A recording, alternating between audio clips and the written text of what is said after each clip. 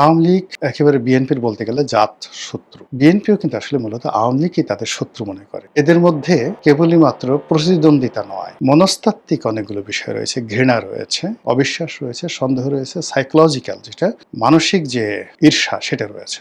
শেখ হাসিনার কথা যদি চিন্তা করেন, আর যাই হোক না কেন তার একটা পরিবার আছে, শেখ পরিবার আছে। সেখানে তার মামা, খালু, মামাতো ভাই, খালাতো ভাই, চাচাতো ভাই, আপনি যত অভিযোগ করেন না কেন একেবারে কয়েকশো সমাজে যারা এই বাংলাদেশের রাজনীতিতে, অর্থনীতিতে খুবই গুরুত্বপূর্ণ। তো সেদিক থেকে জনাব তারেক রহমান সাহেব, তিনি তার আপনজন বলতে তার কন্যা জায়মা রহমান, তার স্ত্রী জুবাইদা রহমান। এর বাইরে তো আমি আসলে অন্য যা কিছু দেখি সব কিছুই হলো দলীয় নেতাকর্মী, তারপর দুঃসম্পর্কের আত্মীয় স্বজন, দু একজন বন্ধুবান্ধব বা নতুন জোড়া বন্ধুবান্ধব। ঠিক এমন অবস্থাতে ১৮ কোটি মানুষের নেতৃত্বের যে আসন, সেই আসনে তিনি বসেছেন। সেই আসনে তিনি বসেছেন। আর যখন তিনি বসেছেন তখন দেশি বিদেশি যে চক্রান্ত, এটি এক্সট্রিম লেভেলে আছে। এখানে ৩ ধরনের চক্রান্তকে আমরা ধরতে পারি। প্রথমত হলো আওয়ামী লীগ। আওয়ামী লীগ একেবারে বিএনপির বলতে গেলে জাত শত্রু।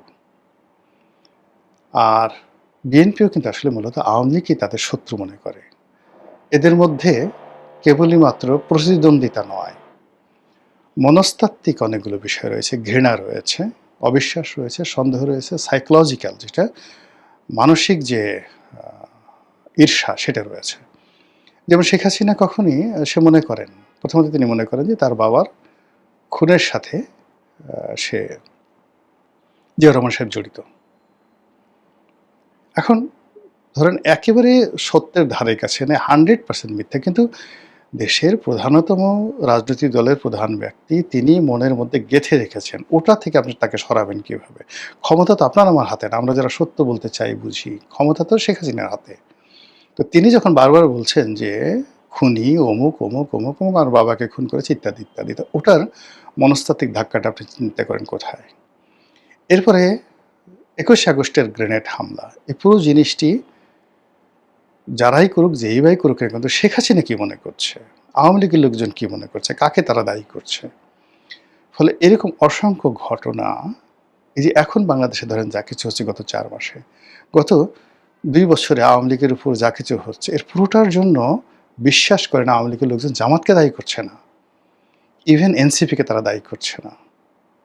এনসিপির যে সমস্ত লোকজন তাদেরকে মানে এরা বাচ্চা ছেলে চলে আসছে ইত্যাদি, ইত্যাদি, ইত্যাদি। কিন্তু মূল ক্রোধটা কিন্তু বিএনপির উপরে।